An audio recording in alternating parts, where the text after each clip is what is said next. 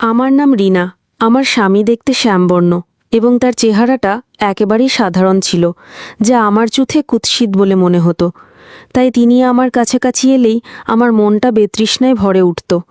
আমি সবসময় তার থেকে নিজেকে দূরে সরিয়ে রাখতাম। সত্যি বলতে, তার গায়ের রং এতটাই কালো ছিল যে তাকে দেখে আমার মাঝে মাঝে ভয়ও করত। এই কারণেই আমি বাসর রাতে, যখন আমার স্বামী ঘুমিয়ে পড়েছিল, আমি চুপি চুপি আমার চাচাতো ভাসুরের ঘরে গিয়েছিলাম এবং সেখানেই আমার মনের বাসনা মিটিয়েছিলাম। আমার পরিবার থেকেই দেখাশোনা করে এই বিয়ের আয়োজন করা হয়েছিল। আমার বাবা মা ওই সাধারণ চেহারার ছেলেটিকেই আমার জন্য পছন্দ করেছিলেন, কারণ ছেলেটি দেখতে যেমনই হোক না কেন, সে ছিল প্রচুর সম্পত্তির মালিক। ছেলেটা একটা ব্যাংকে ভালো পদে চাকরি করত, আর তারই আনজংযোগী ভবিষ্যৎ দেখেই আমার বাবা মা তাকে আমার জীবনসঙ্গী হিসেবে বেছে নিয়েছিলেন। আমার মতো একজন সুন্দরী মেয়ের ওই কালো আর সাধারণ চেহারার ছেলেকে বিয়ে করার কোনো ইচ্ছেই ছিল না। আমি ছিলাম 23 বছরের এক অনিন্দ্য সুন্দরী যুবতী। আমার স্বামী যতটা শ্যামবর্ণ আর সাদামাটা দেখতে ছিল, আমি ঠিক তার বিপরীত, অর্থাৎ ততটাই ফর্সা ও রূপবতী ছিলাম। কিন্তু অনেক পরে আমি উপলব্ধি করতে পেরেছিলাম যে সেই সাদাসিধে মানুষটিকে অবহেলা আর অপমান করে আমি আমার জীবনের সবচেয়ে বড় ভুলটা করে বসেছিলাম। আমার বিলকুল ইচ্ছে ছিল না, কিন্তু বাবা মায়ের কথায় বাধ্য হয়ে যখন ওই কালো ছেলেটাকে বিয়ে করতে হলো, তখন বাসর রাতে আমার মনটা বিষাদে ছেয়েছিল। আমি ঘরের এক কোণে মন খারাপ করে বসেছিলাম, কারণ কোনোভাবেই আমি ওই মানুষটাকে আমার স্বামী হিসেবে মেনে নিতে পারছিলাম না। এরপর আমার স্বামী যখন ঘরের ভেতরে প্রবেশ করলো, তাকে দেখা মাত্রই আমার আপাদমস্তক জ্বলে গেল। সে যখন ধীরে ধীরে আমার দিকে এগিয়ে আসছিল, তখন আমার মুখের ওপর থেকে ঘুমটা সরাতেও সে কেমন যেন ইতস্তত করছিল। আমি তখন রাগে গজরাতে গজরাতে নিজেই নিজের ঘুমটা ছুঁড়ে ফেলেছিলাম। এরপর আমার সেই স্বামী যা করেছিল তা শুনলে আপনারাও হয়তো অবাক হয়ে যাবেন। আমি যখন নিজের মুখের ঘুমটা নিজেই সরিয়ে ফেললাম, তখন আমার স্বামী আমার মুখের দিকে তাকিয়ে হঠাৎ করেই সে আমার পায়ে পড়ে কান্নায় ভেঙে পড়ল এবং আমাকে ধন্যবাদ জানাতে লাগলো। আমি কিছুই বুঝে উঠতে পারছিলাম না যে আমার স্বামী কেন এভাবে আমার পা ধরে কাঁদছে, আর ধন্যবাদই বা জানাচ্ছে কিসের জন্য। তখন আমার অনিচ্ছা সত্ত্বেও আমি তার হাত ধরে তুলে জিজ্ঞেস করলাম সে কেন এভাবে কান্নাকাটি করছে। আমার স্বামী তখন আমার মুখের দিকে তাকিয়ে বলল, রিনা, তোমাকে অসংখ্য ধন্যবাদ, কারণ তুমি এত রূপসী হয়েও আমার মতো একজন সাধারণ চেহারার ছেলেকে বিয়ে করতে রাজি হয়েছো। এর আগে প্রায় 30টি মেয়ে শুধু আমার চেহারার কারণে আমাকে প্রত্যাখ্যান করেছে। এরপর সে আমার হাত ধরে আমার আরও কাছে আসার চেষ্টা করলে আমি তাকে বলেছিলাম, দেখুন, আমি সারাদিনের অনুষ্ঠানে বেশ ক্লান্ত, তাই আজ একটু বিশ্রাম নিতে চাই। এই কথা বলে আমি তার দিকে পেছন ফিরে শুয়ে পড়লাম। আমার স্বামী তখন খুব ভালোবাসার সাথে বলেছিল, কোনো সমস্যা নেই রিনা, তুমি যতদিন না নিজে থেকে চাইবে, আমি ততদিন তোমার কাছাকাছি আসবো না। আর তাছাড়া এখন তো আমরা সারা জীবন একসাথেই থাকবো, তাই তোমার যখন ইচ্ছে হবে আমি তখনই তোমার কাছে আসবো। আমার স্বামী এসবের কিছুই জানতো না যে আমি তাকে কতটা ঘৃণা করতাম। এমনকি তার সাথে আমার দুটো কথা বলতেও ভালো লাগতো না। আর আমি তাকে কেন এতটা ঘৃণা করতাম তার আসল কারণটা যদি আপনারা জানতে পারেন, তাহলে হয়তো আপনারা সবাই মিলেই আমাকে ঘৃণা করবেন। আমি জানি আমার এই সত্য কাহিনী শোনার পর আপনারা হয়তো আমাকেই ঘৃণা করবেন, কিন্তু নিজের ভুল আপনাদের সামনে স্বীকার করতে আমার কোনো লজ্জা নেই। আমি এই কারণেই আমার ভুলের কথা আপনাদের জানাতে চাই, যাতে আমার মতো অন্য কোনো মেয়ে আবেগের বশবর্তী হয়ে এমন ভুল পথে পা না বাড়ায়। আর আজ পরিস্থিতি এমন এক পর্যায়ে এসে দাঁড়িয়েছে যে একসময় আমি আমার স্বামীকে ঘৃণা করতাম, আর আজ আমার স্বামী আমাকে ঘৃণা করে। আমি প্রত্যেকদিন তার পা ধরে ক্ষমা চাই, কিন্তু আজও আমি তার কাছ থেকে ক্ষমা পাইনি। এবার আপনাদের আমার জীবনের সেই সত্যি ঘটনাটি খুলে বলবো। আসলে বিয়ের আগে থেকেই আমার অন্য একটি ছেলের সাথে গভীর ভালোবাসার সম্পর্ক ছিল, কিন্তু ছেলেটি বেকার হওয়ায় আমি বাড়িতে তার কথা বলার সাহস পাইনি। তাই আমি বাধ্য হয়ে আমার পরিবারের পছন্দে ওই কালো সাধারণ চেহারার ছেলেটিকে বিয়ে করতে বাধ্য হয়েছিলাম। কিন্তু বিয়ের পর যে সত্যটা আমি জানতে পারলাম, তা শুনে আমার পায়ের তলার মাটি সরে গিয়েছিল। কারণ আমি যে ছেলেটিকে ভালোবাসতাম সে তো সম্পর্কে আমার চাচাতো ভাসুর হয়েছিল, অর্থাৎ সে ছিল আমার চাচা শ্বশুরের বড় ছেলে। এই কথাটা জানার পর আমি মানসিকভাবে আরও বেশি করে ভেঙে পড়েছিলাম, কারণ আমি ওই ছেলেটিকে পাগলের মতো ভালোবাসতাম। কিন্তু আমার কাছে এই বিয়েটা না করে আর কোনো উপায় ছিল না। এদিকে বিয়ের পরদিন সকালে শাশুড়িমার কথা মতো আমি রান্নাঘরে গিয়ে সবার জন্য সকালে নাস্তার ব্যবস্থা করছিলাম। তখন শাশুড়িমা আমাকে বললেন, যেহেতু এটা আমার শ্বশুরবাড়িতে প্রথম দিন, তাই বাড়ির নিয়ম অনুযায়ী আমাকে আমার স্বামীর হাতে খেতে হবে। এতে নাকি আমাদের দুজনের মধ্যে ভালোবাসা আরও গভীর হবে। শাশুড়ির মুখ থেকে এই কথা শুনে আমার সারা শরীর যেন রাগে রিরি করে উঠল। আমাকে নাকি কালো ভূতের হাতে খেতে হবে। এরপর আমার শাশুড়ি তার ছেলেকে ডেকে বলল, কামাল, বৌমাকে খাইয়ে দে, এটা আমাদের বাড়ির ঐতিহ্য, এতে লজ্জা পাওয়ার কিছু নেই। আমার স্বামীর নাম কামাল। সে যখন তার মায়ের কথা শুনে থালা থেকে এক টুকরো রুটি নিয়ে আমাকে খাওয়াতে এলো, তখন আমি ইচ্ছে করে বমি করার ভান করে তাড়াতাড়ি বাথরুমে চলে গেলাম এবং ভেতর থেকে জোরে জোরে বমি করার শব্দ করতে লাগলাম, যাতে আমাকে ওই কালো ভূতের হাত থেকে খাবার খেতে না হয়। যখনই আমার প্রেমিক অর্থাৎ আমার ভাসুর আমার বাড়িতে আমার সাথে দেখা করার অজুহাতে আসতো, আমি তাকে দেখে ভীষণ খুশি হয়ে যেতাম। যেহেতু আমার চাচা শ্বশুরের বাড়ি আমাদের বাড়ির একদম পাশেই ছিল, এমনকি আমাদের বাড়ির ছাদ আর ভাসুরের বাড়ির ছাদ লাগোয়া ছিল, তাই আমাদের দেখা করায় খুব সুবিধা হতো। প্রায় প্রতি রাতেই স্বামীর ঘুমের সুযোগ নিয়ে আমি লুকিয়ে ছাদে আমার প্রেমিকের সাথে দেখা করতাম। আমার শ্বশুরবাড়িতে শ্বশুরমশাই, শাশুড়িমা আর আমার স্বামী ছাড়া কেউ থাকতো না, তাই আমি খুব সহজেই তাদের সবার চোখে ধুলো দিয়ে আমার প্রেমিকের সাথে ছাদের উপরের একটা ঘরে দেখা করতাম এবং আমাদের মনের আকাঙ্ক্ষা পূরণ করতাম।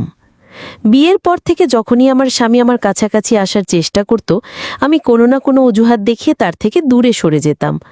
সেদিন রাতেও স্বামী ঘরে আসার আগেই আমি একটা লাল রঙের রাত পোশাক পরে শুয়ে পড়েছিলাম।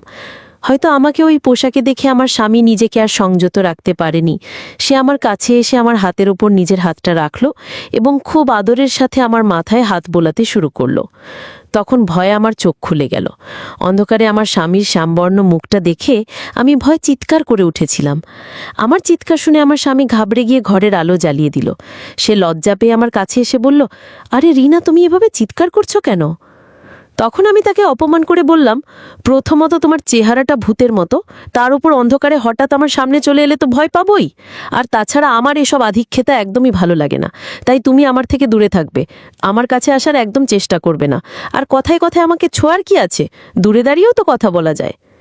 আমার কথা শুনে আমার স্বামী অবাক দৃষ্টিতে আমার দিকে তাকে বলল, রিনা, তুমি এসব কি বলছো? তোমার উপর আমার সম্পূর্ণ অধিকার আছে। আমাদের বিয়ের 1 সপ্তাহ হয়ে গেছে, কিন্তু তুমি এখনো আমাকে তোমার কাছে আসতে দাওনি। তুমি আমাকে এভাবে অপমান করতে পারো না। বিয়ের পর থেকে তুমি আমার সাথে যে ব্যবহার করছো এবং আজ যা বললে তাতে স্পষ্ট যে তুমি আমাকে একটুও পছন্দ করো না।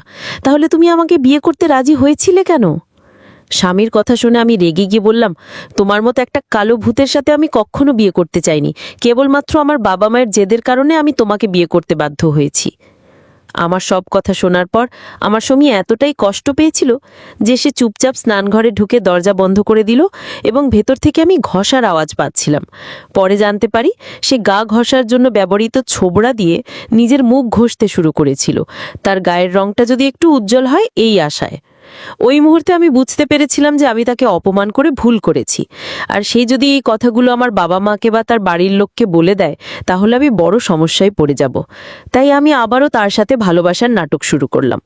আমার অনেক অনুরোধের পর সে স্নানঘর থেকে বেরিয়ে এলো, কিন্তু তার চেহারা দেখে আমি আরও বেশি ভয় পেয়ে গেলাম, কারণ আমার কথায় আঘাত পেশি তার কালো রঙকে ফর্সা করার জন্য ছোবড়া দিয়ে এত জোরে নিজের মুখে ঘষেছিল যে তার মুখের চামড়া প্রায় ছিলে যাওয়ার মতো অবস্থা হয়েছিল। এমনকি একদিন আমার স্বামী যখন আমাকে বাইরে ঘুরতে নিয়ে যাওয়ার জন্য জেদ ধরল, তখন আমাকে বাধ্য হয়েই তার সাথে যেতে হয়েছিল।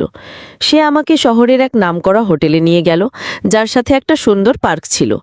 সেই পার্কের একটা সুন্দর জায়গায় কেবিল চেয়ারে আমি আর আমার স্বামী বসেছিলাম, কিন্তু আমার নজর ছিল অন্যদিকে। আমি অন্য কিছু দেখে মনে মনে খুব আনন্দ পাচ্ছিলাম। আসলে আমার স্বামী যখন আমাকে ওই পার্কে ঘুরতে নিয়ে গিয়েছিল, আমি আগে থেকেই ফোন করে আমার ভাসুরকে ওই পার্কে আসতে বলেছিলাম। আমার সামনের টেবিলে আমার ভাসুর বসেছিল, যা আমার স্বামী খেয়ালই করেনি। আমি তাকে দেখে মুচকি হাসছিলাম।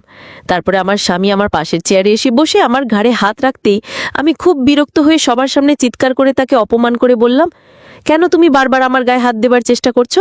আমার এসব একদম ভালো লাগে না। তুমি কি আমার কথা বুঝতে পারো না?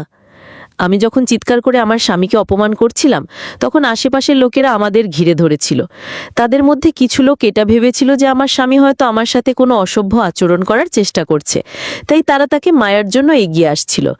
ঠিক সেই মুহূর্তে আমি চালাকি করে আমার স্বামীর বিশ্বাস অর্জনের জন্য বললাম, আপনারা কেন এভাবে আমার বোনের দিকে এগিয়ে আসছেন?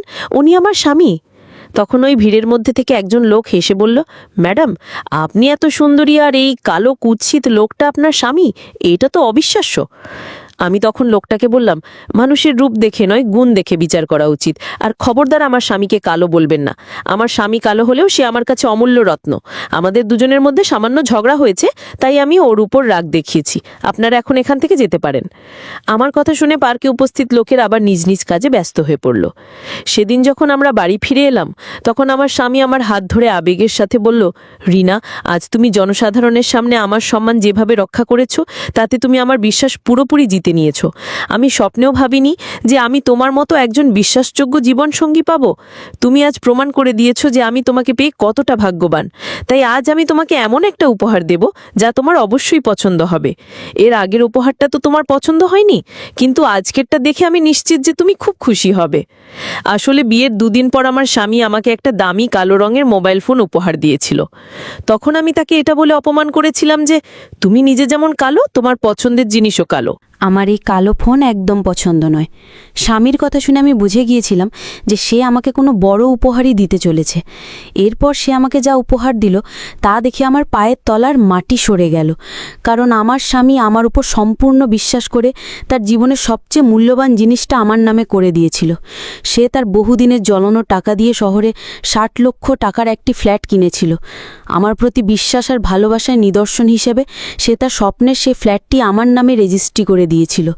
আমি তো প্রথম থেকেই এটাই চাইছিলাম যে আমার স্বামী যেন তার সমস্ত সম্পত্তি আমার নামে করে দেয়। আর সেদিন পার্কে আমি তার বিশ্বাস অর্জনের জন্যই ওই নাটকটা করেছিলাম।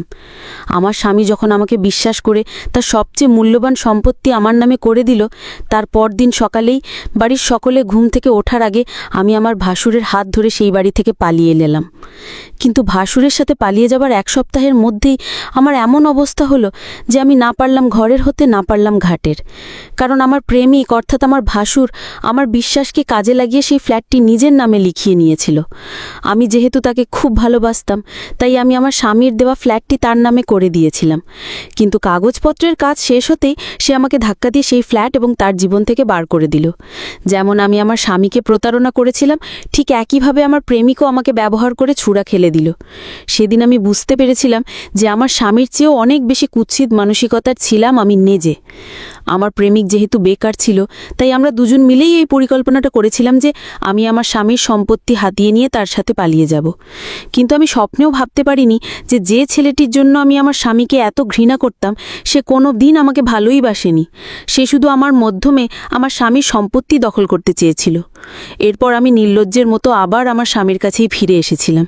সে আমাকে তার বাড়িতে আশ্রয় দিয়েছিল, কিন্তু স্ত্রী হিসেবে আর গ্রহণ করেনি, কারণ আমি তাকে যে পরিমাণ কষ্ট দিয়েছিলাম তারপর এটা হওয়াই স্বাভাবিক ছিল। এত কিছুর পরেও আমার স্বামী যে আমাকে তার বাড়িতে থাকতে দিয়েছিল এটাই আমার কাছে অনেক বড় পাওয়া। কারণ আমার প্রেমিক যখন আমাকে বাড়ি থেকে তাড়িয়ে দিয়েছিল তখন আমি নিরুপায় হয়ে আমার বাবা মায়ের কাছে ফিরে গিয়েছিলাম, কিন্তু তারা আমাকে কুলটা আখ্যা দিয়ে বাড়ি থেকে তাড়িয়ে দিল এবং চিরদিনের জন্য সম্পর্ক ছিন্ন করল। এমনকি আমি যখন আমার বরের কাছে ফিরে এসেছিলাম তখন আমার শ্বশুর শাশুড়িও আমাকে মেনে নিতে রাজি ছিলেন না, আর সেটাই স্বাভাবিক ছিল। কিন্তু আমার স্বামী কামাল এতটাই মহানুভব ছিল যে এত কিছুর পরেও সে আমাকে তার বাড়িতে আশ্রয় দিয়েছিল। সেদিন আমি তার চেহারার আড়ালে লুকিয়ে থাকা সুন্দর মনটাকে দেখতে পেয়েছিলাম এবং বুঝতে পেরেছিলাম যে আমি কতটা কুৎসিত। সেদিনের পর থেকে আমি আমার স্বামীকে মন থেকে ভালোবাসতে শুরু করেছিলাম। এখন আমি তার ভালোবাসা পাওয়ার জন্য ব্যাকুল হয়ে থাকি, কিন্তু সে আমার থেকে দূরত্ব বজায় রাখে। আমি জানি না সে কবে আমাকে ক্ষমা করবে এবং আবার আগের মতো ভালোবাসবে, কিন্তু আমি শেষ পর্যন্ত চেষ্টা করে যাব যতদিন না আমার স্বামী আমাকে ক্ষমা করছে। আমি আশা করি আমার স্বামী এবং শ্বশুর শাশুড়ি খুব তাড়াতাড়ি আমাকে ক্ষমা করে দেবেন। আমি নিজেকে আগের থেকে অনেক পরিবর্তন করেছি এবং এখন আমি আমার পরিবারকে এতটাই ভালোবাসি যে মনে হয় তাদের কোনো ক্ষতি হবার আগে যেন আমি তাদের রক্ষা করতে পারি। আমার জীবনে সেই ভুলের জন্য আমি অনেক বড় শিক্ষা পেয়েছি। তাই তোমাদের সবাইকে একটাই কথা বলবো, তোমরা আমার মতো আবেগের বশে এমন ভুল কাজ কখনো করো না।